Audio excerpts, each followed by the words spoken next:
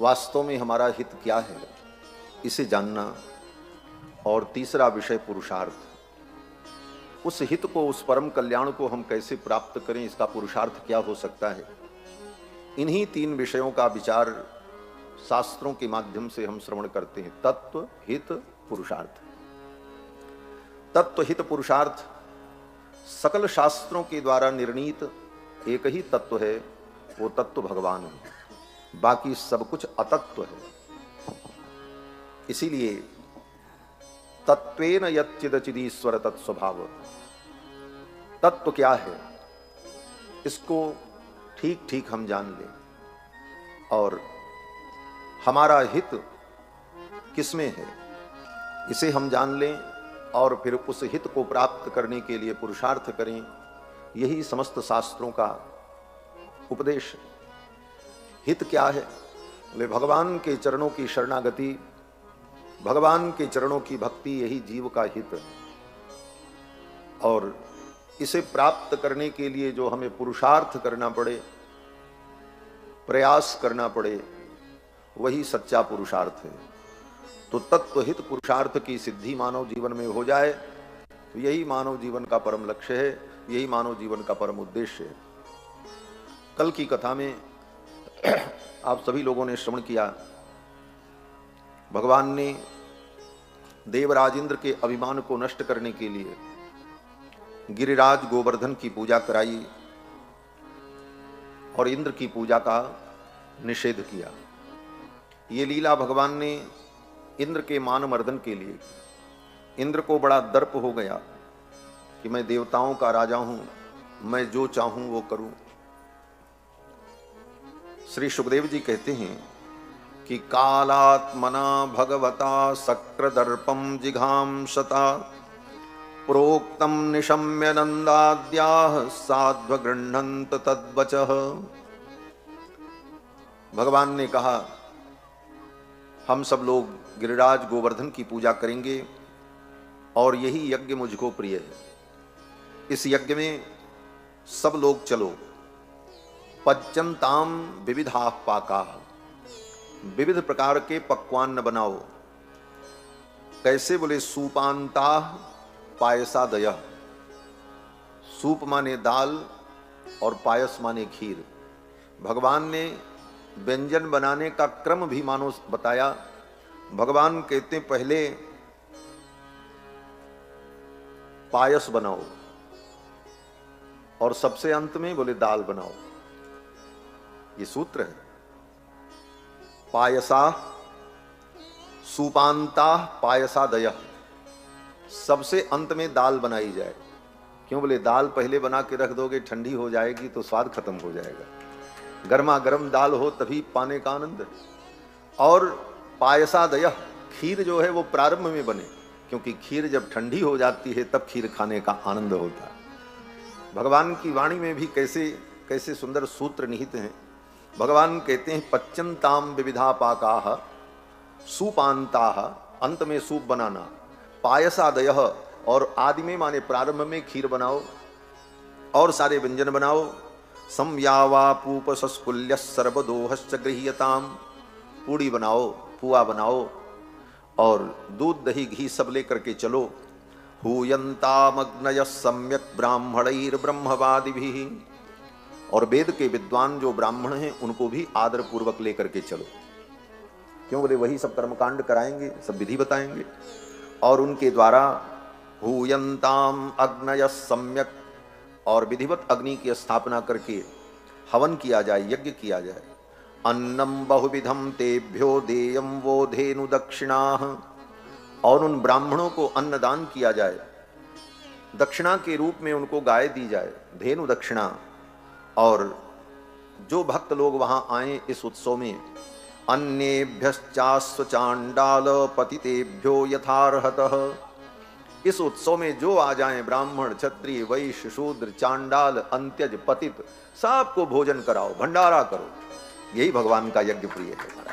भगवान कहते हैं सबको खिलाओ जो आए इस महा उत्सव में। अन्येभ्यश्चास्व चांडाल पतितेभ्यो यथार्हतः यवसम च गवाम दत्वा गिरये दीयताम बलिः। ऐसा यज्ञ हमको अत्यंत प्रिय है। ब्रजवासियों ने ऐसे ही गोवर्धन में जाकर यज्ञ किया, गिरिराज महाराज का पूजन किया। इंद्र को जब पता चला कि ब्रजवासियों ने मेरी पूजा नहीं की और एक बालक के कहने पर, कृष्ण नाम के एक बालक के कहने पर ब्रजवासियों ने मेरी परंपरागत पूजा छोड़ दी, इंद्र को बड़ा क्रोध हुआ। इंद्रस्तदात्मन पूजां विज्ञाय विहितां नृप गोपेभ्य कृष्णनाथेभ्यो नंदादिभ्यश्चुकोपसः। नंदादि गोपों के ऊपर इंद्र ने क्रोध किया।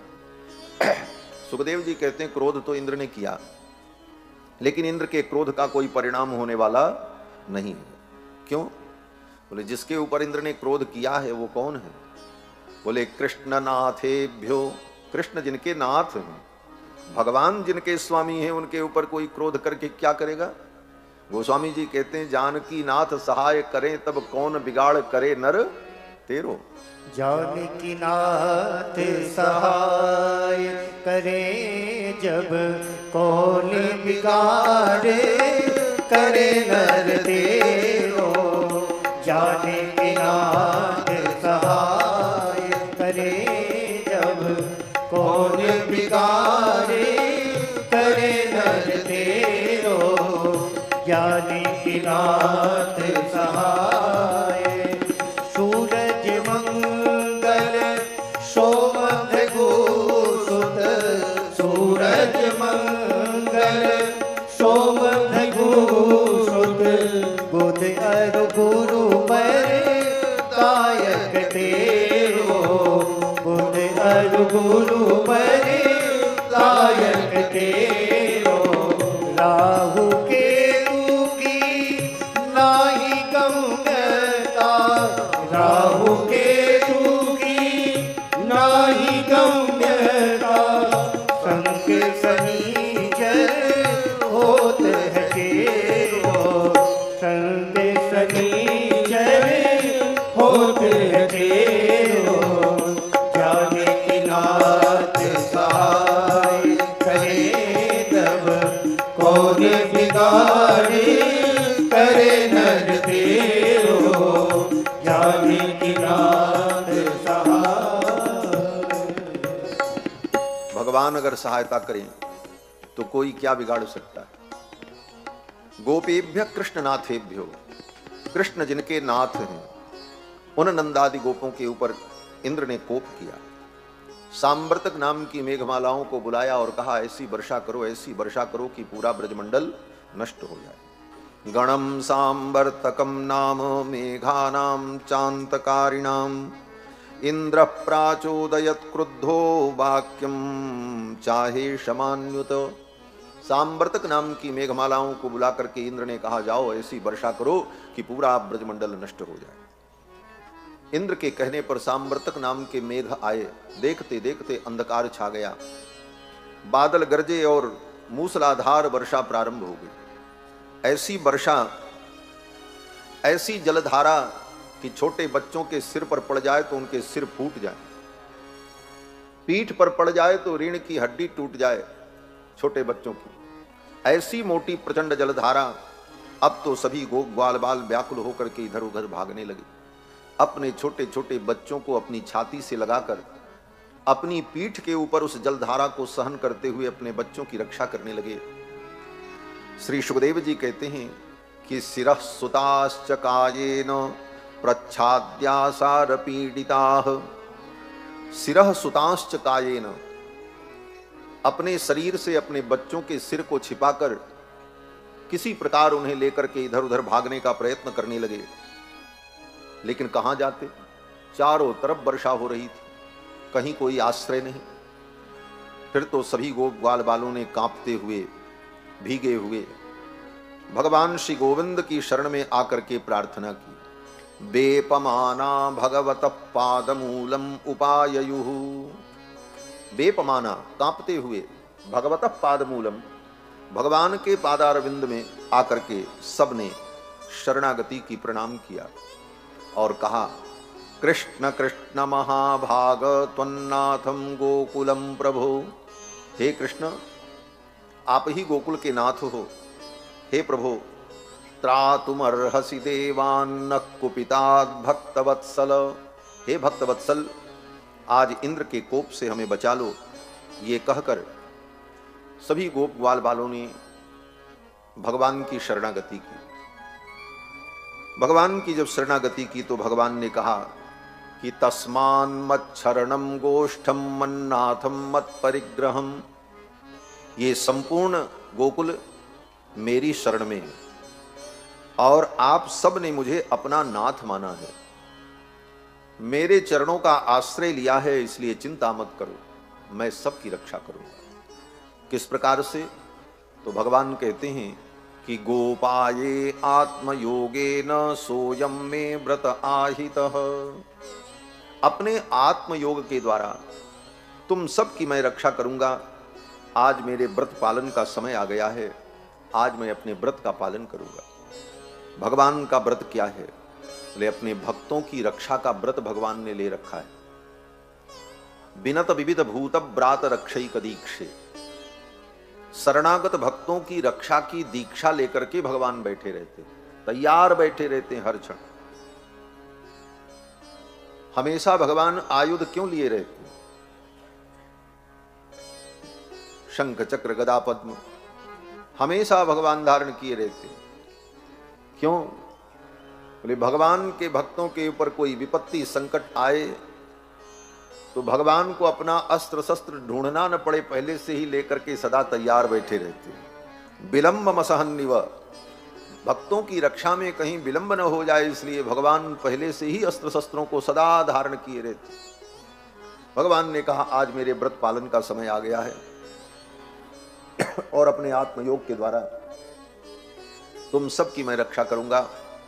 आओ, इस पर्वत को ही मैं छत्र के समान उठाता हूं और इसी की छाया में आ जाओ।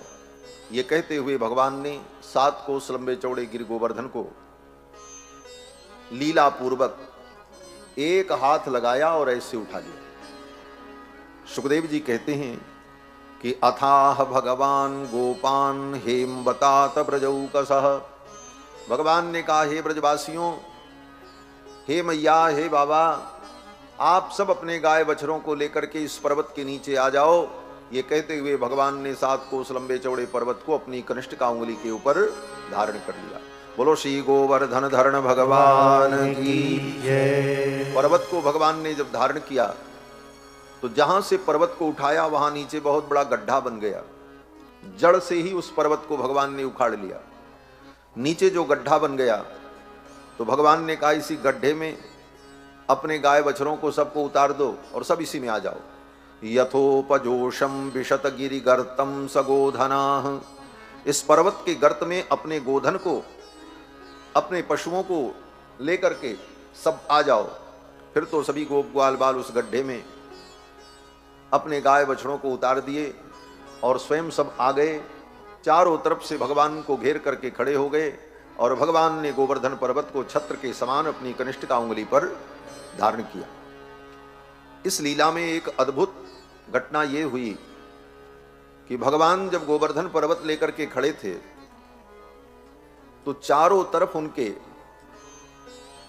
ब्रज के गोप ग्वाल बाल गाय बछड़े सब खड़े थे, लेकिन सबको भगवान के मुखारविंद का ही दर्शन हो रहा था। सबको लग रहा था कि हम भगवान के सामने खड़े हैं और भगवान को देख। जो पीछे थे उधर भी भगवान का मुख उन्हें दिख रहा था, जो दाहिने थे, जो बाएं थे, जो सामने थे, चारों तरफ से भक्त घेर करके खड़े हैं और सबको भगवान के मुखारविंद का ही दर्शन हो रहा था कृष्ण के।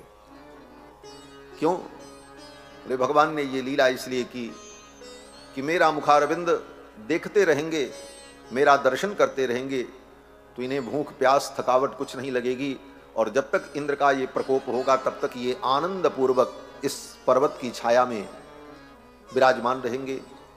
भगवान ने इस प्रकार लीला की और सभी ब्रजवासी चारों तरफ से भगवान को घेर करके खड़े हो गए। फिर तो मैया यशोदा ने देखा। मैया यशोदा ने कहा इतने बड़े पर्वत को मेरे लाला ने अपनी कनिष्ठ का उंगली पर धारण कर रखा है। मेरे लाला की कलाई तो बड़ी कोमल है, कहीं मेरे लाला की कलाई मुरक गई तो क्या होगा। इसलिए हे गोप ग्वाल बालों, सबरे मिल करके मेरे लाला का सहयोग करो। मैया यशोदा के कहने पर सबने अपने लाठी डंडे उस पर्वत में टिका दिए महाराज। नख तो कहीं इन ब्रजवासियों के मन में भय न हो जाए कि ये पर्वत कहीं गिर गया तो क्या होगा। ऐसे तो पानी से बच भी सकते, लेकिन ये पर्वत गिरा तो हम सब दब करके मर जाएंगे। इसलिए भगवान ने कहा इसकी चिंता मत करो, ये गिरने वाला नहीं है। भगवान ने कहा नत्रासई वह कार्यो मद हस्ताद्रिनिपातनी, ये मेरे हाथ से गिर जाए ये संभव नहीं है, इसलिए निश्चिंत होकर के तुम सब आ जाओ। और फिर भगवान ने ये भी कहा कि यथावकाशम सधनाह, यथावकाशम जिसको जहां जगह मिले, हाँ जहां पाओ वहां आ जाओ, सब जगह खाली है, और इस प्रकार से सब लोग व्यवस्थित हो जाओ। और भगवान ने पर्वत को धारण किया। सभी गोप ग्वाल बालों ने कहा कन्हैया इतने दिनों से तूने पर्वत धारण कर रखा है, 7 दिन तक भगवान ने पर्वत धारण किया। गोप ग्वाल वालों ने कहा थोड़ी देर कन्हैया तू आराम कर ले, तब तक हम सब पर्वत संभालते हैं। सब ने अपना डंडा लगा रखा था। सब ने कहा थोड़ा हम संभालते हैं, तब तक कन्हैया तू थोड़ा विश्राम कर ले, तू थक गया होगा। ठाकुर जी ने कहा भैया इस पर्वत में बहुत बोझ है, ये तुम सब लोगों से नहीं संभलेगा। मनसुखा ने कहा हाँ हाँ तेरी उंगलियां पर टिका रे, हम सब ने लाठी डंडे लगाए हैं तब रुका हुआ है। हाँ। भगवान ने कहा अच्छा तो ठीक है फिर संभालो, हम थोड़ा आराम कर ले। सखाओं ने कहा हाँ कन्हैया तू निश्चिंत होकर के आराम कर ले, विश्राम कर ले, तब तक हम सब पर्वत को रोके रहेंगे। सब ने अपने लाठी डंडे लगाए थे। ठाकुर जी ने धीरे से अपनी उंगली थोड़ा सा नीचे की, एक सूत उनकी उंगली नीचे आई, तब तक तड़ाक तड़ाक सबके लाठी डंडे टूट गए महाराज। सबने कहा अरे कन्हैया पकड़ पकड़ पकड़, तब तक ठाकुर जी ने फिर ऊपर उठा दिया। सबने कन्हैया की ओर देखा और कहा कन्हैया सच में ये पर्वत तो तेरी उंगलियां पर टिका हुआ, हमारे सबके लाठी डंडे टूट गए। सच्ची बात है, संपूर्ण सृष्टि के पालन रक्षण सबका भार भगवान धारण करते हैं, कोई भार को धारण नहीं करता। कोई कितना भी बन जाए कि हम कुछ कर रहे हैं, हम कुछ कर रहे हैं, सब कुछ धारण करने वाले भगवान ही। गोप ग्वाल वालों ने कहा कन्हैया एक बात बता, तू हमारे साथ खेलता है, हमारे साथ खाता है, हमारी उम्र का है, तेरे अंदर इतनी शक्ति कहां से आ गई कि तूने इतने बड़े पर्वत को धारण किया? आज तुझे बताना पड़ेगा। तो ठाकुर जी ने कहा अच्छा। तो ठाकुर जी ने कहा कि कछु माखन को बल भयो, कछु गोपन करी सहाय। मेरी मैया ने माखन खिलाया, ब्रजवासियों ने दूध दही माखन खिलाया, कुछ तो उसका बल है। कछु माखन को बल भयो, कछु गोपन करी सहाय। और श्री राधा जू की कृपा ते गोवर्धन लियो उठाए। श्री राधा रानी की कृपा से, राधा रासेश्वरी की कृपा से हमने गोवर्धन पर्वत को धारण कर लिया, क्योंकि भगवान की अचिंत्य अभिन्न आह्लादिनी शक्ति भगवती श्री राधिका हैं। और कोई भी शक्तिमान बिना शक्ति के कोई कार्य कैसे कर सकता है? तो भगवान कहते हैं श्री राधा रानी की कृपा से गोवर्धन पर्वत को हमने धारण कर लिया। फिर तो 7 दिन जब बीत गए, वर्षा बंद हो गई, भगवान ने पर्वत को यथास्थान रख दिया। पश्यताम सर्वभूतानाम स्थापयामास लीलया। लोगों के देखते देखते उसी प्रकार जैसे वो पर्वत पहले था उसी प्रकार उसी स्थान पर रख दिया। एक तिल एक सूत भी इधर उधर नहीं। ये उससे भी बड़ा चमत्कार था। किसी गंभीर वस्तु को एक झटके में उठा लेना ये तो संभव है, लेकिन फिर धीरे से उसी प्रकार उसको रख देना ये और ज्यादा कठिन काम है। भगवान ने उतने बड़े पर्वत को यथावस्थान वैसे ही रख दिया। भगवान अपि तम शैलम स्वस्थाने पूर्ववत प्रभु पश्यताम सर्वभूतानाम स्थापयामास लीलया। लीला पूर्वक भगवान ने उस पर्वत को यथास्थान रख दिया। फिर तो इंद्र आए। इंद्र ने सोचा अब तो सब ब्रजमंडल नष्ट हो गया होगा। आए अपने ऐरावत पर बैठकर आकाश मार्ग से निरीक्षण करने के लिए, जैसे बाढ़ आ जाने पर हवाई सर्वेक्षण होता है, उसी प्रकार ऐरावत पर बैठ करके देखने के लिए आए। तो क्या देखा? बोले यहाँ तो धूल उड़ रही थी। सभी गोप ग्वाल बाल बछड़े सब खेल रहे थे, कूद रहे थे, चारों तरफ आनंद ही आनंद था। इंद्र ने सोचा इतनी वर्षा हुई और कोई परिणाम नहीं दिखा। बाद में जब इंद्र को सारा रहस्य पता चला तो इंद्र को बड़ा पश्चाताप हुआ। ये सर्वेश्वर भगवान हैं, इनकी लीला में मैंने विघ्न किया। इंद्र को बड़ा पश्चाताप हुआ। फिर एकांत पाकर के इंद्र आए और भगवान के चरणों में प्रणाम किया और क्षमा मांगी। सबके सामने नहीं आए, एकांत में आए। क्यों? बोले इंद्र को डर लग रहा था, सबके सामने आएंगे और ठाकुर जी फजीहत कर देंगे हमारी, तब तो सारी इज्जत चली जाएगी, हम देवराज इंद्र हैं। एकांत में चल करके क्षमा उमा मांग लेते हैं। अब कुछ भी हो, राजपद पर तो विराजमान इंद्र है ही, देवराज है। विविक्त उपसंगम्य क्रीडित व्रत हेलना, एकांत में आकर के इंद्र ने विविक्त उपसंगम्य व्रीडित कृत हेलना आकर के चरणों में प्रणाम किया और भगवान की स्तुति की। भगवान प्रसन्न हो गए। भगवान ने कहा जाओ, मैं प्रसन्न हूं, ये जो लीला मैंने की है ये तुम्हारे अभिमान को नष्ट करने के लिए मैंने की है। जब व्यक्ति पद और प्रतिष्ठा के अभिमान में, ऐश्वर्य के मद में अंधा होकर दंड पाणिम न पश्यति, मुझ दंड पाणी परमात्मा की अवहेलना करता है, तो उसे शिक्षा देने के लिए मैं ऐसी लीला करता हूं और तुम्हें शिक्षा देने के लिए मैंने ये लीला की। इंद्र ने चरणों में प्रणाम किया, बोले प्रभु आपने बड़ी कृपा की, मेरे भ्रम को, मेरे अभिमान को, मेरे अहंकार को आपने दूर किया। इसके बाद उसी समय स्वर्ग से कामधेनु आई और कामधेनु के दुग्ध से भगवान श्री कृष्ण का अभिषेक किया इंद्र ने और गोविंद नाम से संबोधित किया। इसके बाद कथा आती है कि नंद बाबा को वरुण के सेवक वरुण पाश में बांध करके वरुण लोक लेकर के चले गए। कारण बोले एकादशी के दूसरे दिन द्वादशी को नंद बाबा जमुना में स्नान करने गए। रात्रि के 2 बजे ही उनकी नींद खुल गई और उन्हें लगा कि सवेरा हो गया। जमुना में स्नान करने गए, आसुरी वेला में जल में प्रवेश किया तो वरुण के सेवकों ने नंद बाबा को वरुण पाश में बांध लिया और लेकर के वरुण लोक चले गए। अर्धरात्रि में आसुरी वेला में तालाब में, नदी में प्रवेश नहीं करना चाहिए, निषेध है। उस समय वरुण के सेवक असुर जल में विचरण करते हैं।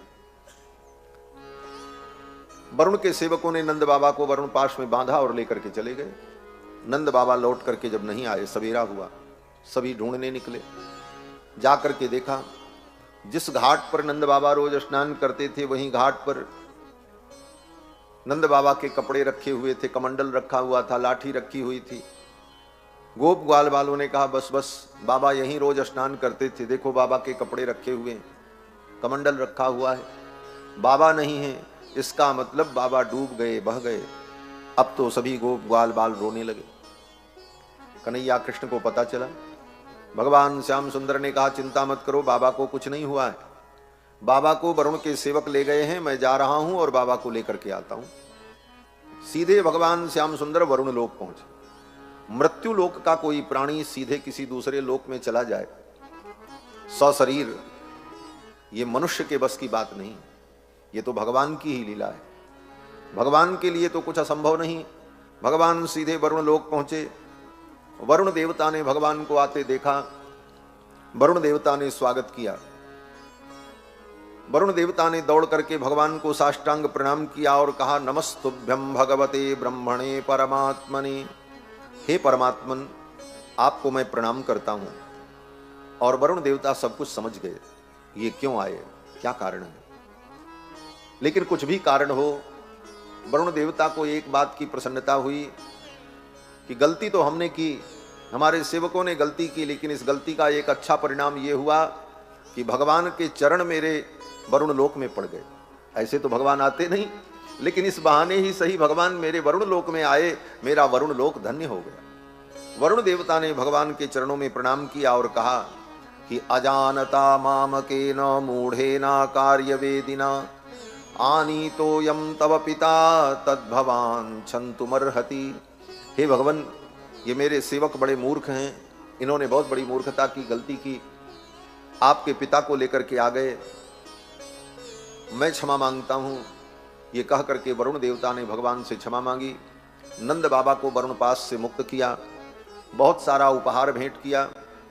भगवान ने कहा ये सब उपहार हीरे मोती आप रखो, मैं तो अपने बाबा को लेने आया हूं। और नंद बाबा को लेकर के भगवान वरुण लोक से आए। जब आए गोप ग्वाल वालों ने नंद बाबा को देखा, बड़े प्रसन्न हुए सभी गोप ग्वाल वालों ने कन्हैया कृष्ण को एकांत में ले जाकर के कहा, क्योंकि नंद बाबा ने सारी बात बताई। नंद बाबा ने आकर के कहा कि मेरे कन्हैया को लोकपाल वरुण ने, बड़े बड़े देवताओं ने साष्टांग प्रणाम किया। मेरे कृष्ण की इतनी विलक्षण महिमा है, ये मेरा बालक साक्षात नारायण का स्वरूप है। तो गोप ग्वाल वालों ने कहा, कन्हैया तू कोई दिव्यात्मा है। बाबा भी कहते हैं और गांव के लोग भी कहते हैं तू नारायण के समान है, और नारायण के समान तो नारायण ही होते हैं। और हमने सुना है कि नारायण का जो लोक है उसका नाम वैकुंठ है। तेरा जो वैकुंठ लोक है, एक बार हम भी तेरे उस वैकुंठ को देखना चाहते हैं। भगवान श्याम सुंदर ने कहा, ठीक है, अभी मैं दिखा देता हूं। गोप ग्वाल वालों से भगवान ने कहा, अपनी आंखें बंद करो। गोप ग्वाल वालों ने अपनी आंखें बंद की और एक क्षण में अपने संकल्प से भगवान ने उन गोप ग्वाल वालों को वैकुंठ में पहुंचा दिया। आंख जब खोली तो सबने देखा वैकुंठ का दिव्य दर्शन।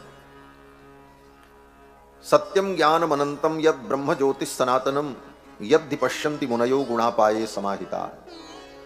बड़े बड़े योगी मुनि अमलात्मा लोग त्रिगुणातीत हो जाने पर जिस वैकुंठ का दर्शन प्राप्त करते हैं, उस वैकुंठ का दर्शन भगवान ने एक क्षण में उन गोप ग्वाल वालों को करा दिया।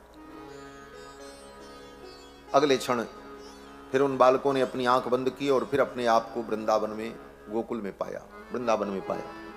इस तरह से भगवान ने अपने उन भक्तों को अपने दिव्य वैकुंठ का दर्शन कराया। इसके बाद कथा आती है, 5 अध्याय में सुखदेव जी ने राजा परीक्षित को भगवान की रास लीला का वर्णन करके सुनाया। इसका नाम है रास पंचाध्यायी। रास पंचाध्यायी में 5 अध्याय में भगवान की रास लीला का वर्णन सुखदेव जी ने सुनाया है। और ये रास लीला काम विजय लीला है। इंद्र का मानमर्दन हो गया, वरुण का मानमर्दन हो गया, ब्रह्मा जी को भी जो भ्रम था उस भ्रम को भगवान ने दूर कर दिया। अब कामदेव के अभिमान को नष्ट करने के लिए भगवान रास लीला करते। कामदेव को क्या अभिमान? कामदेव को अभिमान कि मैंने सारी दुनिया को जीत लिया। बड़े बड़े ऋषि मुनि महात्मा भी मेरे वश में हो गए। भय काम बस जोगी सतापस पामरन को कहे, अबला बिलोक ही पुरुष जग पुरुष सब अबलामयम। दुई दंड भरि ब्रह्मांड भीतर काम कृत कौतुक अयम। धरे न काहू धीर सबके मन मन सिज हरे, जे राखे रघुवीर ते उबरे ते ही कालम। कामदेव को बड़ा दर्प हो गया कि मैंने सबको जीत लिया। भगवान ने सोचा इस लीला के माध्यम से कामदेव के दर्प का दलन हो। और कामदेव के दर्प का दलन करने के लिए भगवान ने रास लीला की।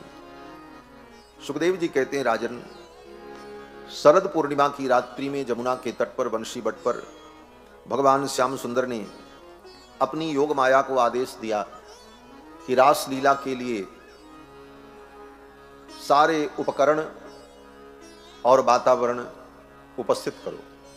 भगवान की योग माया ने भगवान के आदेश से सुंदर वातावरण उपस्थित किया। भगवान अपि तारात्रि ही शरदोत्फुल्ल मल्लिका वीक्षुरंत्रुम मनश्चक्रे योग माया मुपाश्रित। अपनी योग माया का आश्रय लेकर भगवान रास लीला करने का संकल्प करते हैं। योग माया ने सारे साधन जुटा दिए। जमुना का पुलिन अत्यंत मनोहर हो गया। चंद्रमा की किरणें पृथ्वी को आह्लादित करने लगीं। सुंदर सुगंधित वायु प्रवाहित होने लगी। मल्लिका के पुष्प खिल गए। सरोवर में कमल के पुष्प खिल गए। उन कमल पुष्पों के ऊपर भंवरे गुंजार करने लगे। सुंदर मधुर मधुर सुगंधित समीर प्रवाहित होने लगी।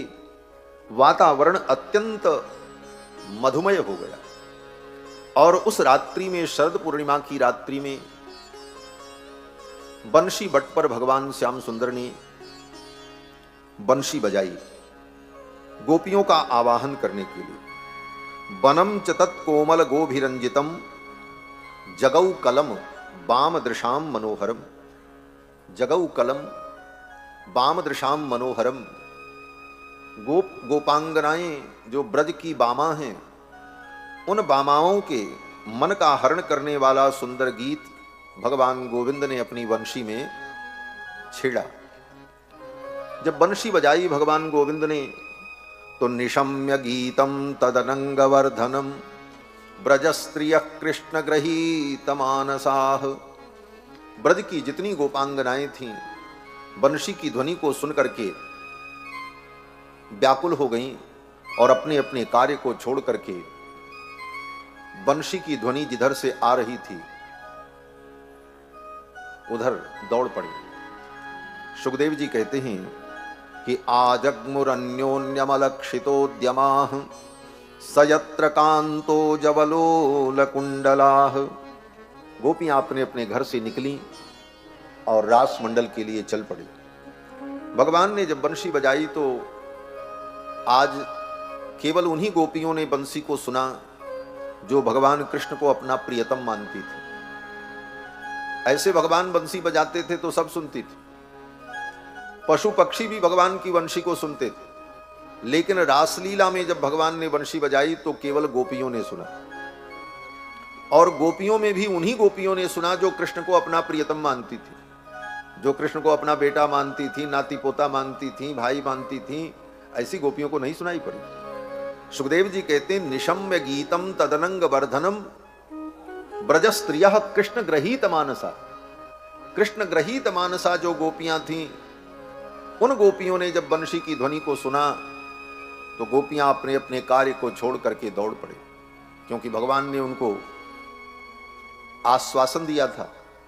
शरद पूर्णिमा की रात्रि में जमुना के तट पर बंशी बट पर मैं लीला करूंगा, आप सब वहां आना, आपके मनोरथ को पूर्ण करूंगा। लेकिन यह घटना 1 वर्ष पूर्व की थी। कुछ गोपियों को याद था, कुछ गोपियां भूल गई थी, बात पुरानी हो गई। जो गोपियां भूल गई थी वो घर के कार्य में व्यस्त थीं, उनको ध्यान ही नहीं था कि आज तो रासलीला में जाना है, आज के लिए भगवान ने वचन दिया था। तो वो तो अपने घर के कार्य में लगी थी, कोई गाय धो रही थी, कोई अपने बच्चे को दूध पिला रही थी, कोई गोपी अपने पति को भोजन करा रही थी, कोई घर में झाड़ू लगा रही थी। लेकिन जब भगवान की वंशी की ध्वनि सुनाई पड़ी तब गोपियों को याद आया, अरे आज तो रासलीला में जाना था, हम तो भूल गई थी। लेकिन कृष्ण की वंशी ने मुझे स्मरण दिला दिया, ये तो कृष्ण की वंशी बज रही है, कृष्ण बुला रहे हैं, ये कृष्ण आवाहन कर रहे हैं वंशी बजा करके, चलना चाहिए। और गोपियां अपने अपने कार्य को छोड़कर रास मंडल के लिए चल पड़ी। सुखदेव जी कहते जो जैसे थी वो उसी प्रकार चल पड़ी। जो गाय दूह रही थी, बंशी की ध्वनि सुनाई पड़ी, दूध पात्र को वहीं फेंक दिया और चल पड़ी। कोई गोपी अपने बच्चे को दूध पिला रही थी, पाए अंत शिशून पयः, उसका बच्चा भूखा था, बंशी की ध्वनि सुनाई पड़ी, बच्चे को बिस्तर पर छोड़ दिया और चल पड़ी। जो जैसे थी उसी प्रकार चल पड़ी, कोई तैयारी नहीं किया उन्होंने। भगवान की शरण में जाने के लिए किसी तैयारी की जरूरत नहीं। आप जैसे हो, जहां हो, जिस दिशा में हो, जिस दशा में हो, वहीं से आपकी भगवत यात्रा प्रारंभ हो जाए। भगवत यात्रा के लिए किसी पूर्व तैयारी की आवश्यकता नहीं। बोले भगवान के पास जाना है, हम तैयार होकर के सज धज करके जाएं? बोले ये भी कोई जरूरी नहीं। आप जैसे हो उसी प्रकार से भगवान की शरण में जाने के अधिकारी हो। यथावस्थित प्रकारेण अधिकारी भवति। आचार्य चरण कहते हैं कि यथावस्थित प्रकारेण, जो जैसे है वो उसी प्रकार से भगवान की शरण में जाने का अधिकारी है। ये नहीं कि हम बहुत बड़े विद्वान बन जाएं तब भगवान हमको स्वीकार करेंगे, हम बहुत बड़े तपस्वी बन जाएंगे तब भगवान हमको स्वीकार करेंगे, ये सब योग्यता पहले हमारे अंदर आए तब भगवान स्वीकार करेंगे। बोले ऐसा कुछ नहीं है। आप जैसे हो, दीनहीन मलिन, सच्चे मन से भगवान की शरण में जाने को तैयार हो जाओ, ठाकुर उसी प्रकार तुम्हें स्वीकार करेंगे। गोपियां चल पड़ी, लेकिन रास मंडल में पहुंच नहीं पाई। क्यों? बोले ज्यों ही घर से चली उनके घर वालों ने उनको रोक लिया। यह भी कितनी अद्भुत बात है। भगवान की शरण में कोई जब जीव जाता है, कोई जीव भगवान की ओर बढ़ना चाहता है, तो सबसे पहली बाधा उत्पन्न कौन करते हैं? बोले जो उसके अपने लोग होते हैं, बाहरी लोग नहीं होते। उन गोपियों को किसी बाहरी व्यक्ति ने नहीं रोका। किसने रोका? सुखदेव जी कहते हैं कि उनके जो परिवार के लोग थे, तावार्यमाणा पतिभी पितृभी भ्रातृबंधुभी, 4 लोगों का नाम लिया। पतिभी, उनके पति ने रोका, और पितृभी, पिता ने रोका, भ्रातृभी, उनके भाई ने रोका, बंधु भी, उनके जो बंधु थे, परिवार के सदस्य थे, उन लोगों ने रोका। कोई बाहरी व्यक्ति इसमें नहीं था। भगवान की शरण में जाने में सबसे पहला बाधक कौन होता है? बोले जो अपने होते हैं वही सबसे पहले बाधक बनते हैं। जाने नहीं दिया, जाने का हठ करने लगी गोपियां, तो उनको क्या किया? बोले घर में ले जाके बंद कर दिया। बोले पागल हो गई है। रात के 12 बजे कोई स्त्री अपने घर से निकलकर अचानक जाने लगे, और घर के पुरुष पूछें तुम कहां जा रही हो, तो बताए भी ना, और जाने के लिए जिद करे, तो ऐसी स्थिति में पुरुष क्या करेगा? उसको यही लगेगा कि इसका दिमाग कुछ गड़बड़ हो गया, दौड़ा पड़ रहा है, अभी तो इसको घर में बंद करो, सुबह वैद्य बुलाएंगे, इसका इलाज कराएंगे। ले जाकर के गोपियों को घर में बंद कर दिया उनके परिजनों ने। सुखदेव जी कहते हैं अंतरगृह गता काश्चित गोप्यो लब्ध विनिर्गमा, घर में ले जाकर के बंद कर दिया, बाहर से जंजीर लगा दी। गोपियां जब रास मंडल में नहीं जा पाईं, तो गोपियों को बड़ा दुख हुआ। सुखदेव जी कहते हैं कि कृष्णम तद्भावना युक्ता दध्युर्मीलितलोचना,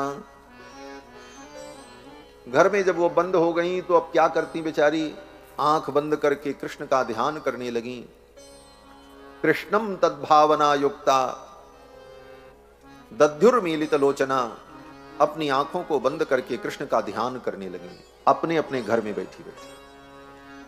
और जब कृष्ण का ध्यान किया, तो ध्यान में कृष्ण का दिव्य दर्शन जब हुआ, सुखदेव जी कहते हैं राजन, पहले तो उन गोपियों को भगवान का विरह हुआ, क्योंकि भगवान के पास जा नहीं पाई, उनके परिजनों ने उनको जाने नहीं दिया। तो विरह का दुख इतना भयानक हुआ कि उस विरह के दुख की अग्नि में, उस ताप में गोपियों के जो पाप थे, जन्म जन्मांतर के उनके बचे खुचे जो पाप थे, वो उस ताप में नष्ट हो गए। दुस्सह प्रेष्ठ विरह तीव्र ताप द्युता अशुभाः, उनके जो अशुभ कर्म थे वो सब उस विरह की अग्नि में जल गए। फिर गोपियों ने जब भगवान का ध्यान किया, तो ध्यान में भगवान का दर्शन करके गोपियों को परमानंद की प्राप्ति हुई, और उस आनंद समुद्र में गोपियों के जो जन्म जन्मांतर के पुण्य थे, वो पुण्य भी विलीन हो गए। सुखदेव जी कहते हैं निर्वृत्या क्षीण मंगला, उनके जो मंगल थे, उनके जो शुभ कर्म थे, पुण्य थे, वे भी क्षीण हो गए। वियोग के ताप में पाप नष्ट हो गया, और ध्यान के आनंद में गोपियों के पुण्य समाप्त हो गए। मतलब बोले पुण्य पाप दोनों समाप्त हो गए। ये दोनों को समाप्त होना बहुत जरूरी भी है। पुण्य पाप जब दोनों समाप्त हो जाते हैं, तब जीव को कर्म बंधन से मुक्ति की प्राप्ति होती है, क्योंकि पाप भी कर्म है और पुण्य भी कर्म है, और दोनों कर्म जीव को बंधन में डालते हैं। कि तदा विद्वान पुण्य पापे विधूय, ब्रह्म तत्व को जान लेने वाला व्यक्ति पुण्य पापे विधूय, पुण्य और पाप दोनों से विरत हो जाता है। निरंजन, वो निरंजन हो जाता है।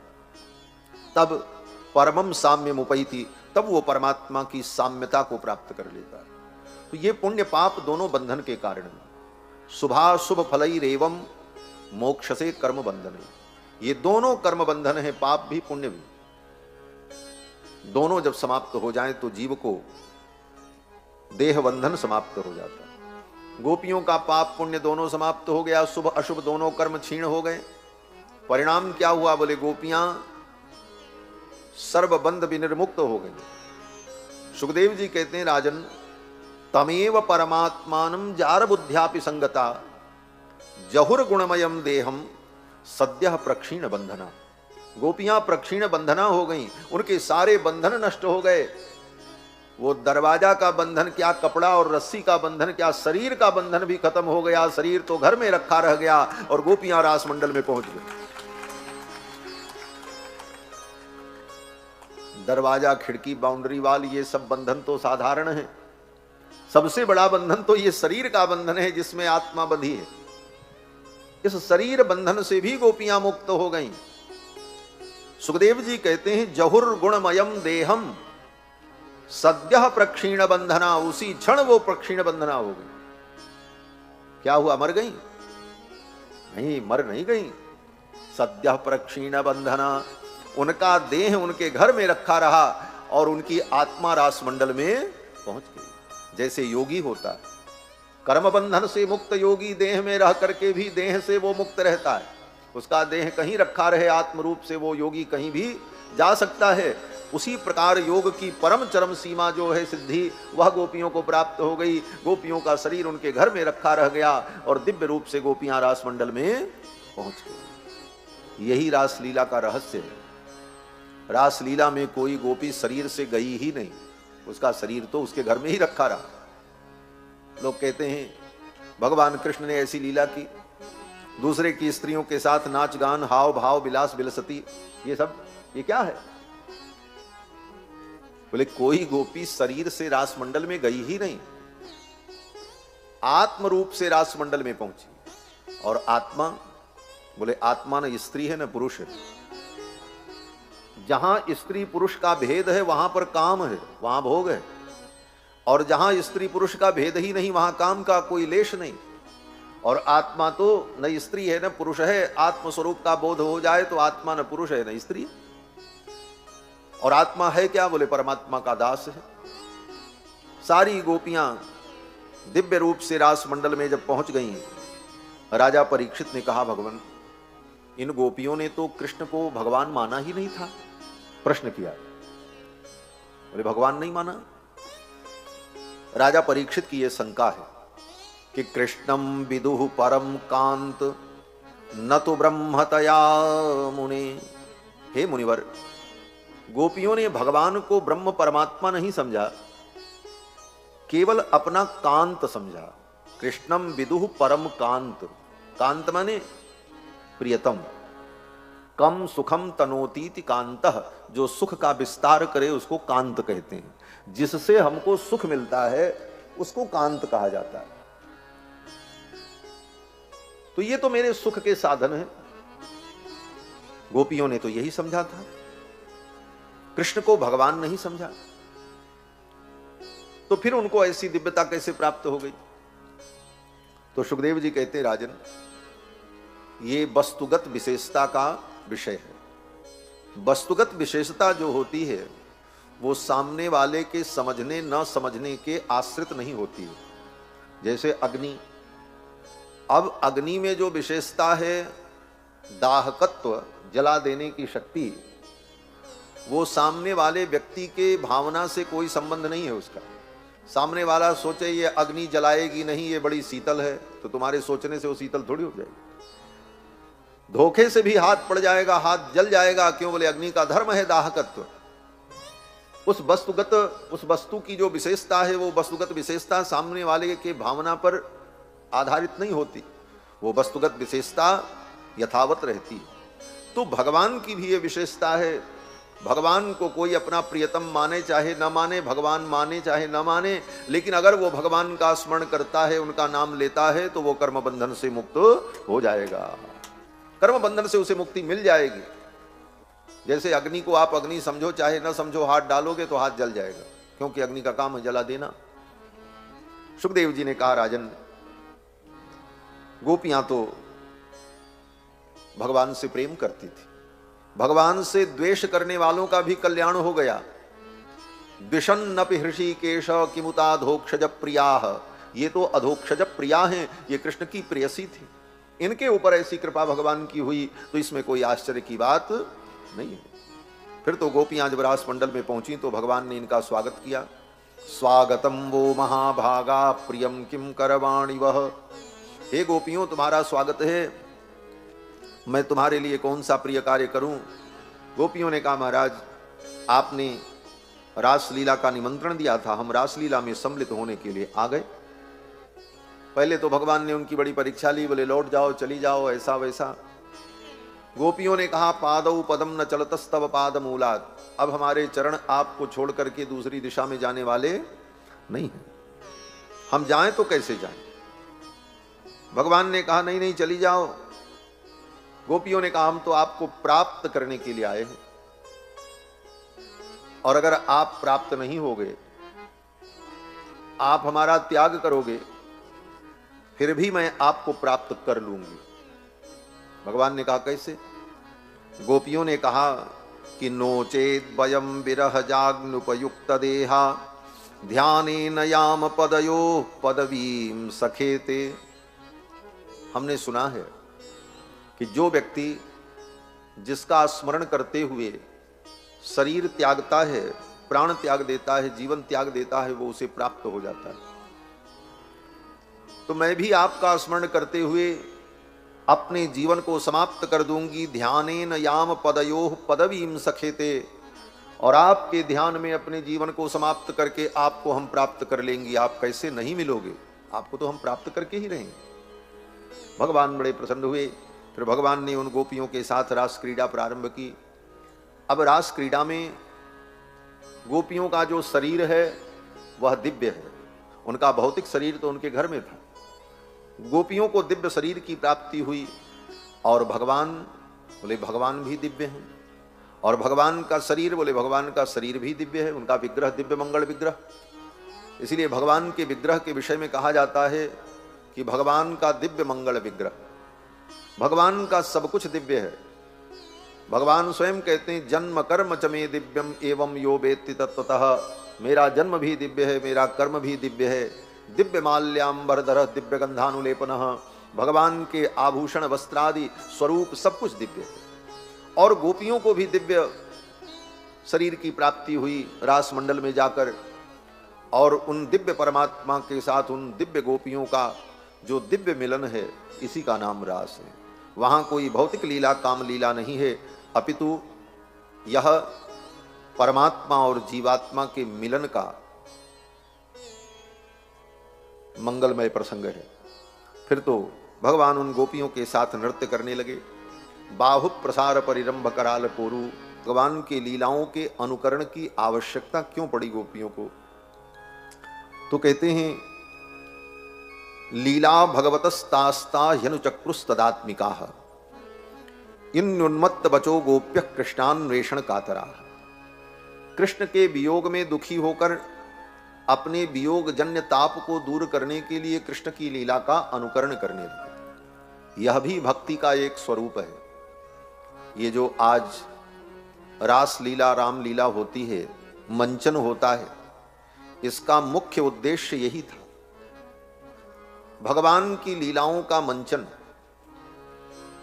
भक्त भगवान के वियोग को दूर करने के लिए स्वयं लीला में सम्मिलित होकर भगवान की लीला का अनुकरण करना, उन लीलाओं का अभिनय करना, यह भगवत वियोग के दुख को दूर करने का एक साधन है भक्तों का। इसी उद्देश्य से रामलीला, रासलीला और भगवान की विविध लीलाओं का मंचन प्रारंभ हुआ। कालांतर में धीरे धीरे उसमें व्यवसाय का प्रवेश हो गया, फिर बहुत सारी उच्छृंखलता भी आ गई, लेकिन अभी भी बहुत से ऐसे भक्त हैं जो ऐसी मर्यादित लीलाओं में सम्मिलित होते हैं और देखते हैं और भगवत तत्व का अनुभव करते हैं। तो गोपियों ने भी भगवान की लीलाओं का अनुकरण किया, और ऐसे ही भगवान की लीलाओं का अनुकरण करते हुए रोती रहीं, धोती रहीं। रोना धोना उनका चल रहा था। तब तक आगे जाने पर उन्हें राधा रानी से भेंट हो गई। राधा रानी को भी छोड़कर भगवान रास मंडल से अंतर्धान हो गए थे। उधर से राधा रानी आई, इधर से गोपियां, और एक दूसरे से मिलन हुआ। फिर राधा रानी के नेतृत्व में जमुना के तट पर आकर के गोपियों ने रो रो करके भगवान को पुकारा। पुनः पुलिन मागत्यो कालिंद्याः कृष्ण भावना समवेता जगुः कृष्णम तदागमन कांक्षिता। भगवान के आगमन की आकांक्षा से गोपियों ने रो रो करके सुंदर गीत गाया। इस गीत का नाम है गोपी गीत। गोपी गीत में 19 श्लोकों में गोपियों ने अपने मनोभाव को व्यक्त किया है। ये गोपी गीत बड़ा महत्वपूर्ण है। इसका नित्य पाठ व्यक्ति अगर करे तो निश्चित उसे गोविंद का दर्शन होता है। गोपियां भी भगवान के दर्शन के लिए व्याकुल होकर इस गीत को गाई। गोपियां कहती हैं, जयति तेधिकम जन्मना ब्रज शयत इंदिरा सस्वदत्र ही दयित दृश्यताम दिक्षुतावकाश त्वयि धृता सवस्त्वाम विचिन्वते। 19 श्लोकों में गोपियों ने अपने मनोभाव को व्यक्त किया है। बहुत सारी बातें कही कि हे श्याम सुंदर, आप में मेरे प्राण प्रतिष्ठित हैं, आपका दर्शन नहीं होगा तो हमारे प्राण चले जाएंगे। बार बार आपने हमारी रक्षा की है, तो आज आप अपने वियोग में हमें क्यों मार देना चाहते हैं? और आप तो सारे विश्व की रक्षा के लिए अवतरित हुए। आप केवल यशोदानंदन नहीं हैं, आप तो समस्त संसार के प्राणियों की आत्मा हैं। और ब्रह्मा की प्रार्थना पर आपने विश्व की रक्षा के लिए अवतार लिया, तो क्या हमारी रक्षा करना आपका कर्तव्य नहीं है? हे भगवान, आप अपने वियोग में हमें मार डालोगे। आप अपने उन चरणों को हमारे हृदय में रखो जिन चरणों को आपने काली नाग के फण पर रखा था। फणि फणार पितम ते पदाम्बुजम कृणुकुचेषु नः कृंधि हिच्छयम। आप अपने उन चरणों को हमारे हृदय पर रखो। क्यों? गोपियां कहती हमारे हृदय में विष भरा हुआ है। ये विषयों का विष हृदय से निकल जाए तब जीव का कल्याण हो। संसार के विषयों का जो विष है ये हृदय से निकले तब जीव का कल्याण हो। ये विष कैसे निकले?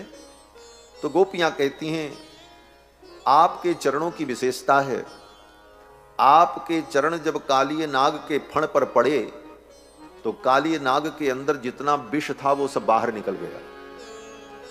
आपके चरण पड़ते ही वो सब विष बाहर आ गया। फणि फणार पितम ते पदाम्बुजम।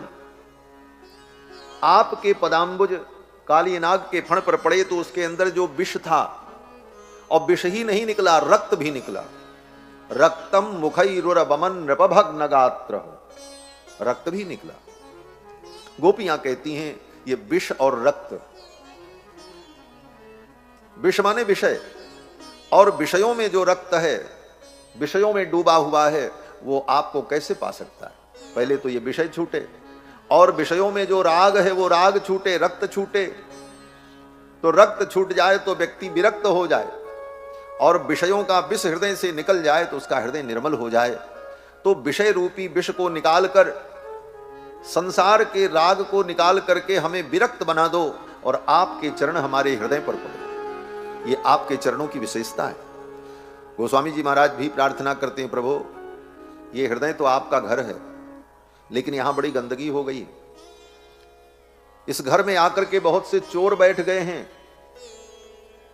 कौन से चोर बैठ गए हैं? बोले काम क्रोध लोभ मोह, ये सब चोर आकर के इस घर में बैठे हुए हैं। हृदय भवन प्रभु तोरा, जहां आय बसे बहु चोरा। ये हृदय आपका भवन है, आपका घर है, और इसमें चोरों ने आकर के कब्जा जमा लिया है।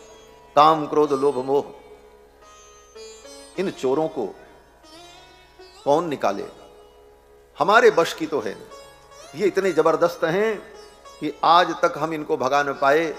इसलिए हे प्रभु, आपके चरण पड़ेंगे, आप आओगे तो ये चोर अपने आप घर खाली करके चले जाएंगे। तो बोले जो आपकी कथा का दान करते। गोपियां कहती हैं सबसे बड़ा दानी इस धरती पर कौन? बोले जो आपकी कथा का दान करे। भूवि गृणन्ति ते भूरिदा जना। भूरिदा जना माने बहुत देने वाले। सबसे बड़े दानी कौन है? बोले जो आपकी कथा का दान करते। क्यों? बोले दुनिया का सब दान नष्ट हो जाता है। आप किसी को अन्न दे दो, 2-4-10 महीने में खा पी के खत्म हो जाए। बढ़िया से बढ़िया कपड़ा ला करके दे दो, 1-2 साल में फट करके नष्ट हो जाएगा। दुनिया का हर दान नष्ट हो जाता है, कथा का दान ऐसा है जो कभी नष्ट नहीं होता। ये जीवन पर्यंत उसके हृदय में ज्ञान के रूप में, भक्ति के रूप में प्रतिष्ठित रहता है। मरणोपरांत भी जन्म जन्मांतर में ये ज्ञान सुरक्षित रहता है। इसलिए कथा का दान सर्वोपरि दान है। अब ये दान होता कैसे? बोले दो प्रकार से। एक तो जो सुनाने वाला है वो सुना करके कथा का दान करे, और दूसरा बोले सुना नहीं सकते तो कथा का आयोजन करें, हम स्वयं यजमान बन करके कथा सुने और हमारे निमित्त से हजारों लोग इस कथा को सुन लें, उनको कथा प्राप्त हो जाए, यही कथा का दान है। जो यजमान अनुष्ठान करते हैं वो इस कथा का दान करते हैं। क्यों? बोले उन्होंने तो अपने लिए किया, अनुष्ठान किया, लेकिन साथ साथ लोगों को निमंत्रण देकर सम्मान पूर्वक बुला करके कथा सुनने की व्यवस्था की, उन्हें कथा सुनाई, यही कथा का दान है। विक्रीडितम ब्रजबधूभिरिदम च विष्णु, भगवान विष्णु अर्थात श्री कृष्ण और ब्रज की गोपांगनाएं ब्रजबधू, विक्रीडितम इनकी जो क्रीड़ा है, जो ये लीला है, श्रद्धान्वितो न शृणुयात् अथ वर्णयेद्यः, इसको श्रद्धा पूर्वक जो सुनता है और जो इसका वर्णन करता है, भक्तिम पराम भगवती प्रतिलभ्य कामम, वो भगवान के चरणों की भक्ति को प्राप्त करता है और उसके जो कामादिक हृदय रोग हैं, हृदय के रोग हैं, वे रोग अति शीघ्र समाप्त हो जाते हैं और वह भगवत भक्ति से भगवान को प्रसन्न करके अंत में भगवान को प्राप्त कर लेता है। ये इसकी फलश्रुति सुखदेव जी ने कही। विक्रीडितम ब्रजबधूभिरिदम च विष्णु श्रद्धान्वितो न शृणुयात् यः वर्णयेद्यः भक्तिम पराम भगवती प्रतिलभ्य कामम हृद्रोगमास्वपहिनोत्यचिरेण धीरः।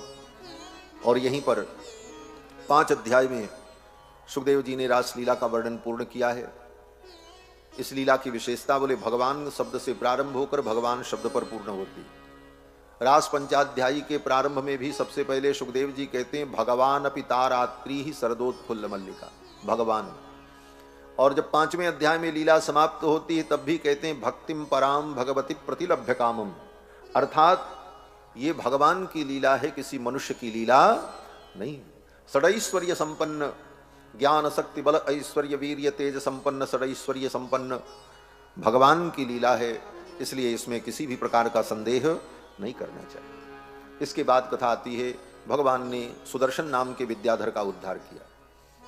शिवरात्रि के दिन, शिवरात्रि आने वाली है, शिवरात्रि के दिन सब गोप ग्वाल बाल अंबिका वन में भगवान शंकर का पूजन करने गए। शंकर जी का रुद्राभिषेक किया, पूजन किया, रात्रि वहीं विश्राम कर रहे थे। एक भयंकर अजगर सर्प आया और नंद बाबा को धीरे धीरे निगलने लगा। शिवरात्रि के समय में थोड़ी ठंडी पड़ती है, वो भी रात में खुले में तो ठंडी होती है। नंद बाबा को लगा कोई रजाई उड़ा रहा है, गरम गरम उसका मुख, और बढ़िया नींद आने लगी। महाराज वो अजगर धीरे धीरे उनको निगलने लगा। जब आधा शरीर पेट में चला गया तब नींद खुली। अब नंद बाबा चिल्लाने लगे बचाओ बचाओ। सबकी नींद खुल गई। अगल बगल जितने वहां लोग थे, गोप ग्वाल बाल सब जग गए और सब लाठी डंडा लेकर के उस सर्प को मारने लगे। लेकिन वो सर्प इतना भयानक था, नंद बाबा को छोड़े ही नहीं, निगलता जा रहा था। बगल में वहीं भगवान कृष्ण लेटे थे, कृष्ण भगवान की नींद नहीं खुली। इतना हल्ला गुल्ला, मारो काटो, ये करो वो करो, लेकिन कृष्ण की नींद नहीं खुली। कृष्ण तो खर्राटे लेते। क्यों नींद नहीं खुली? ले भगवान का एक स्वभाव है, जब तक भगवान से रक्षा की अपेक्षा जीव न करे तब तक भगवान रक्षा में प्रवृत्त नहीं होते। संसार तंत्र बाहित्वात् रक्षापेक्षाम अपेक्षते। भगवान चाहते हैं कि ये मुझसे रक्षा की अपेक्षा करे, और मुझसे अपेक्षा नहीं कर रहा है, दुनिया के लोगों से अपेक्षा कर रहा है, तो दुनिया इसकी अपेक्षा पूरी करे, हम करने वाले नहीं। नंद बाबा ने भगवान से कहा ही नहीं, गोप ग्वाल वालों से कहा हे गोप ग्वाल वालों बचाओ। तो भगवान ने कहा भी ये बचाएंगे, हमसे तो कहा ही नहीं। अंत में नंद बाबा ने देखा ये तो अजगर सर्प मुझे निगल जाएगा, तब भगवान को बुलाया। क्या कहा? बोले स चुक्रोशाहिनाग्रस्त कृष्ण कृष्ण महानयम सर्पो माम ग्रसते तात प्रपन्नम परिमोचय। नंद बाबा ने कहा बेटा कृष्ण, ये सांप मुझे निगल रहा है, बचा लो कृष्ण, मुझे बचा लो। इतना कहते ही भगवान की नींद खुल गई और भगवान उठ करके खड़े हुए, देखा अरे बाबा आपको ये सर्प निगल रहा है। उस सर्प के मुख को ऐसे पकड़ा और चर्र से चीर करके फेंक दिया और नंद बाबा को बचा लिया। आशा जीव का कल्याण करती है, इसीलिए कहा आशा ही परमम दुखम नैरास्यम परमम सुखम। संसार की आशा छोड़कर संसार से हम निराश हो जाएं, यही परम सुख है। नंद बाबा ने जब बुलाया तो भगवान ने नंद बाबा की रक्षा की। उस सर्प को जब भगवान ने मारा तो एक देवता प्रकट हो गया, बड़ा सुंदर विद्याधर। देवताओं की एक जाति होती है विद्याधर। जैसे मनुष्य में अनेक जातियां हैं, पशुओं में अनेक जातियां होती हैं, अन्न में अनेक जातियां होती हैं, वनस्पतियों में भी अनेक प्रकार की प्रजातियां होती हैं, देवताओं में भी अनेक प्रकार की प्रजातियां हैं। आदित्य, अजानज, किन्नर, गंधर्व, यक्ष, ये सब देवताओं की जाति है। असुर, राक्षस, पिशाच, गुह्यक, ये सब देवता ही हैं। इनको भी देवता के रूप में ही माना जाता है, ये उपदेवता है। तो देवताओं की अनेक प्रजातियों में विद्याधर नाम की एक प्रजाति है। ये देवता बड़े विद्वान होते हैं, अनेक विद्याओं के पंडित होते हैं, इसीलिए विद्याधर इनका नाम होता है और बड़े सुंदर होते हैं। महाराज ये विद्याधर बड़ा सुंदर था, इसका नाम ही था सुदर्शन। सुदर्शन का मतलब जिसका दर्शन सुंदर हो। अंगिरा महर्षि के शाप से अजगर सर्प बन गया था, आज भगवान ने इसका उद्धार कर दिया। इसके बाद कथा आती है, गोपियां भगवान के वियोग में अपना दिन कैसे व्यतीत करती थीं वृंदावन में। भगवान तो गाय चराने के लिए वृंदावन में चले जाते, जंगल में सवेरे जाते कलेऊ करके, शाम को आते। दिन भर गोपियां कैसे रहती थीं, तो गोपियां घर का काम करती थीं और भगवान की लीलाओं का गान करती थी। भगवान ने जो जो लीला की उन लीलाओं का वो गान करती रहती थीं और एक दूसरे के साथ मिलजुल कर उन लीलाओं का वर्णन करते हुए, गान करते हुए, घर का काम करते हुए समय बिताती थी। काम तो शरीर से घर का करती थी, लेकिन उनका मन भगवान में लगा रहता था। यही संसार यात्रा का सबसे बड़ा मूल मंत्र है। तनते कर्म करहूं विधि नाना, मन राखहूं जहां कृपा निधाना। तन से संसार के कर्म होते रहें और मन, बोले मन भगवान में लगा रहे। गोपियां भगवान की लीलाओं का गान करती। कृष्ण लीला प्रगायंतो निन्युर दुखे न वासरान। कृष्ण की लीलाओं का गान करते हुए वो दिन व्यतीत करती थी। इसके बाद कथा आती है, भगवान ने वृषभासुर का उद्धार किया। कंस का भेजा हुआ एक असुर आया वृषभ के रूप में, भगवान ने उसे मार डाला।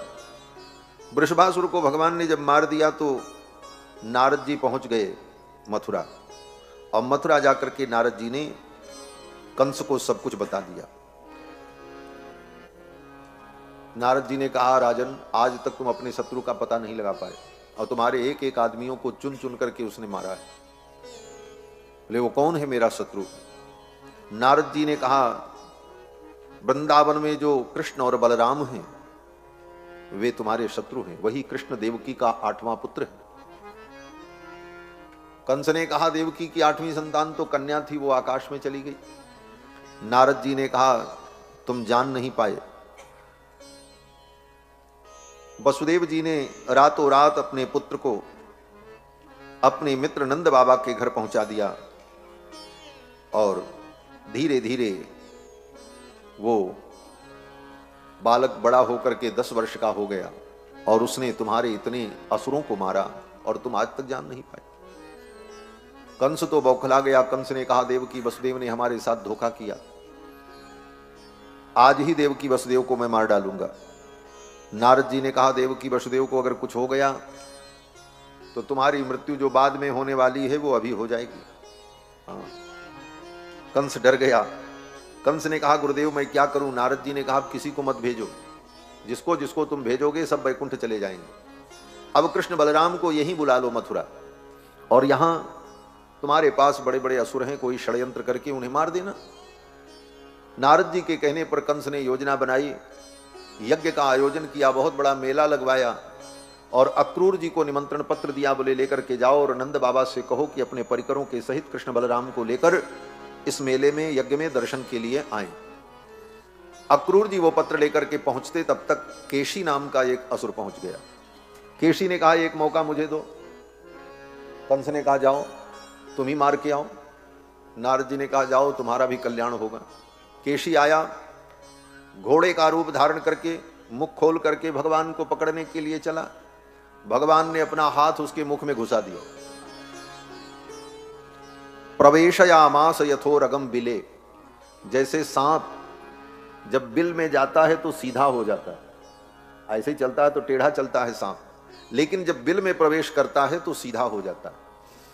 प्रवेशयामास यथोरगम बिले सोप्यस्य वक्त्रे भुजमुत्तरम स्मयन, भगवान ने अपनी भुजा को उसके मुख में ऐसे घुसा दिया जैसे सांप किसी बिल में प्रवेश करता।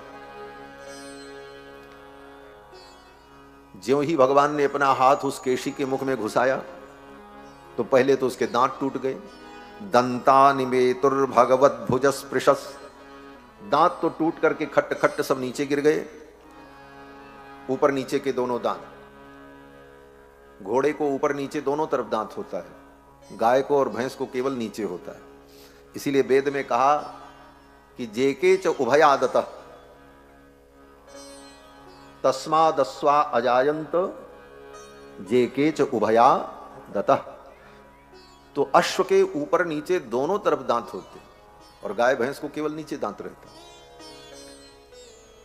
भगवान ने जब अपना हाथ डाला तो उसके सब दांत टूट गए। दंता निपेतुर्भगवत भुजस्पृशस्ते के सिनस्तप्तमयस्पृशो यथा, और भगवान के हाथ में इतनी गर्मी कि उसकी जीभ झुलस गई, जल गई महाराज। पेट में ज्यों-ज्यों भगवान का हाथ आगे बढ़ता लग रहा था जैसे गरम शलाका कोई डाल रहा हो, लोहे की गरम राड जैसे डाल दी जाए किसी के मुख में वो जल जाए, उसी प्रकार केशी का मुख जलने लगा। बाहुश्च तद्देह गतो महात्मनो यथामय संविवृधे उपेक्षितः, और पेट में जाने के बाद भगवान ने केशी के मुख में अपना जब पूरा हाथ डाल दिया तो हाथ भगवान का बढ़ने लगा, लंबाई में भी और मोटाई में भी। किस प्रकार से? सुखदेव जी कहते हैं यथामय संविवृधे उपेक्षितः, जैसे रोग की उपेक्षा करने पर रोग बढ़ने लगता है, रोग की उपेक्षा कर दो, समय से चिकित्सा न करो तो रोग गंभीर रूप धारण करने लगता है, उसी प्रकार भगवान की भुजा बढ़ने लगी और इतनी बढ़ी कि महाराज केशी का पेट फट गया। किस प्रकार फट गया? बोले जैसे ककड़ी फट जाती है। सुखदेव जी कहते हैं कि जैसे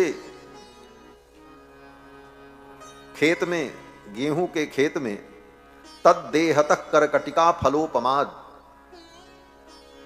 गेहूं के खेत में पहले ककड़ी होती थी, इतनी मोटी मोटी, इतनी बड़ी बड़ी, कांकर जिसको कहते थे, पीली पीले रंग की, और जब वो पक जाए तो ऐसे पसर जाती थी, फट जाती थी, करकटिका।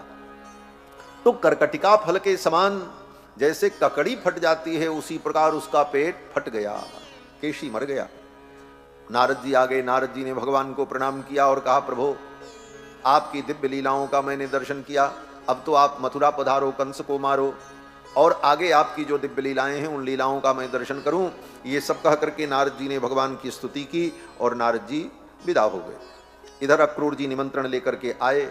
अक्रूर जी संबंध में भगवान के चाचा लगते हैं। अक्रूर जी आए तो कृष्ण बलराम ने दौड़ करके उनको प्रणाम किया, चरण धोया, कुशल क्षेम पूछा। अक्रूर जी ने सारी बात बताई। फिर तो नंद बाबा अपने परिजनों को लेकर बहुत सारा उपहार सामग्री लेकर मथुरा के लिए चल पड़े। भगवान को लेकर, कृष्ण बलराम को लेकर नंद बाबा जब मथुरा के लिए चले, साथ में गोप ग्वाल बाल सब सखा। ये बड़ी विलक्षण कथा है। इस प्रसंग में गोपियां बड़ी भाव विह्वल हो गई, रोने लगी, कृष्ण जा रहे हैं, अब लौट करके कभी नहीं आएंगे। और सच्ची बात, उसके बाद भगवान लौट करके वृंदावन नहीं आए, मथुरा में ही रह गए। गोपियां रोती रहीं, उनको ये आभास हो गया कृष्ण जा रहे हैं, अब इनका दर्शन हमें नहीं होगा। रथ को घेर लिया भगवान ने, रथ से उतर करके गोपियों को बहुत समझाया, चिंता मत करो मैं आऊंगा। गोपियों ने कहा महाराज हमें विश्वास नहीं हो रहा कि आप आओगे। बोले विश्वास नहीं है तो ले चलो, मुझे कहीं छिपा लो, मैं तो जाना नहीं चाहता हूं, लेकिन क्या करूं, अक्रूर जी काका जी आए हैं ले जाने के लिए, किसी प्रकार मुझे रोक लो, मुझे मथुरा मत जाने दो। गोपियों ने कहा सच में? श्याम सुंदर कृष्ण ने कहा हाँ सच में सखी, मथुरा जाने का मेरा मन नहीं है, तू किसी प्रकार मुझे रोक ले, मुझे कहीं ले चल, मुझे छिपा दे। गोपियों ने कहा अच्छा। फिर तो गोपियों ने क्या किया, बोले चारों तरफ से भगवान को घेर लिया, हजारों गोपियां, कन्हैया 10 वर्ष के बालक, और गोपियां तो युवती थीं, और गोपियां बड़े बड़े घेरदार उनके घाघरे, चोली ओढ़नी, अपने उसी घाघरे का पर्दा किया और चारों तरफ से गोविंद को उसी में घेर लिया, अपने झुंड में छिपा लिया, और छिपाकर कृष्ण को लेकर के नित्य निभृत निकुंज में चली गई और ले जाकर के राधा रानी के चरणों में बैठा दिया। बोले यहीं बैठे रहो, यहां से कहीं जाने की आवश्यकता नहीं। आज भी श्याम सुंदर राधा रानी के पादारविंद में ब्रज में ही विराजित हैं, ऐसा भक्त कहते। बोले तो फिर भगवान मथुरा कैसे आए? बोले एक रूप से भगवान मथुरा आए। बोले भगवान के 2 रूप? बोले हां। श्री वल्लभाचार्य जी महाराज तो कहते हैं कि भगवान 2 रूपों में अवतरित हुए थे, एक देवकी नंदन मथुरा में, और वहां वृंदावन में यशोदा नंदन। जब देवकी नंदन को लेकर वसुदेव जी गए और नंद बाबा के पलंग पर लिटाया, तो जो यशोदा नंदन थे और देवकी नंदन दोनों मिल करके एक हो गए, और जब दोनों मिलकर एक हो गए तो वृंदावन में तो ऐसी ही लीला हुई। लेकिन जब मथुरा जाना हुआ तो देवकी नंदन मथुरा आ गए और यशोदा नंदन वृंदावन में ही रह गए। ये वल्लभाचार्य जी महाराज समाधान देते हैं इसका। क्यों? बोले भागवत का वचन है, वृंदावनम परित्यज्य पादमेकम न गच्छति। भगवान वृंदावन छोड़ करके एक पांव बाहर नहीं जाते, तो वृंदावनम परित्यज्य पादमेकम न गच्छति ये कैसे सिद्ध होगा? तो यही समाधान किया कि राधा रानी के प्रियतम जो कृष्ण हैं वो नित्य निभृत निकुंज में नित्य निवास करते हैं, वो ब्रज छोड़ करके कहीं जाते नहीं। और जो मथुरा गए वो कौन है? बोले वो देवकी नंदन। प्रेमी भक्तों ने तो कृष्ण के भी 5 विभाग कर दिए। बोले 5 कृष्ण हैं। बोले कौन कृष्ण? बोले एक तो द्वारिकाधीश कृष्ण, दूसरे बोले मथुराधीश कृष्ण, तीसरे ब्रजाधीश कृष्ण, और चौथे बोले वृंदावनधीश कृष्ण, और 5वें बोले नित्य निभृत निकुंज में राधा रानी के साथ एकांत में विराजमान कृष्ण। ये 5 कृष्ण। भक्त कहते हैं वो 2 जो कृष्ण है ना, मथुरा वाले और द्वारिका वाले, उनसे हमको कोई लेना देना नहीं। वृंदावन के भक्त कहते हैं कि हमारे तो 3 कृष्ण महत्वपूर्ण हैं। कौन? बोले एक ब्रजाधीश कृष्ण, फिर वृंदावनधीश कृष्ण, क्योंकि ब्रज में वृंदावन है, वृंदावन में निकुंज है, तो श्रेष्ठ मत्योत्तरोत्तरम, उसमें भी श्रेष्ठता कौन है? बोले वृंदावन के कृष्ण की अपेक्षा, ओ ब्रजाधीश कृष्ण की अपेक्षा वृंदावनधीश कृष्ण अति आराध्य हैं, और उन वृंदावनधीश कृष्ण की अपेक्षा निकुंज में विराजमान भगवान जो हैं परमाराध्य हैं। ये भक्तों की भावना। ब्रजे बने निकुंजे च श्रेष्ठ मत्योत्तरोत्तर। तो ब्रज, वन और निकुंज, ये 3 कृष्ण। और मथुरा वाले द्वारिका वाले उनका तो कहीं नाम ही नहीं लिया महाराज। बोले वो ठीक है, राजा धीराज हैं, होंगे वहां, लेकिन ये उन भक्तों का भाव है। हम लोगों की दृष्टि तो यही है कि जो ब्रजाधीश हैं, जो निकुंजाधीश हैं, वही मथुराधीश हैं, वही द्वारिकाधीश हैं। तत्व में कोई अंतर नहीं है। ये तो प्रेम की उपासना है। अपनी अपनी भावना को दृढ़ करने के लिए अपने अपने ढंग से भक्तों ने चिंतन किया है। तो भगवान को लेकर के सखियां निकुंज में चली गईं। ये तो ये सब लीला है। इधर भगवान देवकी नंदन अक्रूर जी के साथ में अपने परिजनों के साथ मथुरा आए। मथुरा में विश्राम घाट में विश्राम किया। नगर भ्रमण करने की इच्छा हुई। नगर भ्रमण के लिए भगवान सखाओं को लेकर के निकले तो मथुरा की स्त्रियों ने भगवान के ऊपर पुष्प की वर्षा की। अभ्यवर्षन सौमनश्चैहि प्रमदा बल केशव। मथुरा की प्रमदाओं ने, देवियों ने भगवान के ऊपर फूल की वर्षा की। दध्यक्षतैहि सोदपात्रैहि, दधि अक्षत जलपात्र लेकर, माला लेकर के सब ने दौड़ दौड़ करके गली गली में भगवान का स्वागत किया, सत्कार